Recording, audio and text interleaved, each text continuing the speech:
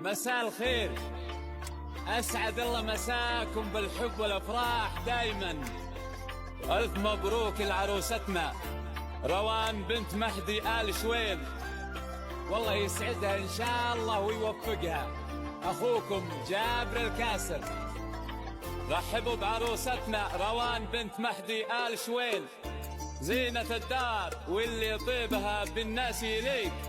يا مرحبا ترحيبة تمنح القافية جمال، وترفع بقدر أهل الوفا قدر إليك.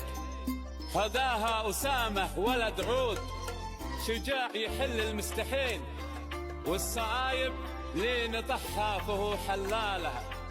فزعة المظيوم لا جاه يشكي من غليل، يحتمي وحمول بقعة لا ثقل شالها.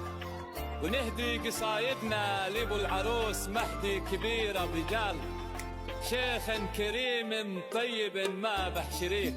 طيب فروله يشهد له القاسي والابطال، ورجاح عقل ما نوى مثله فريق.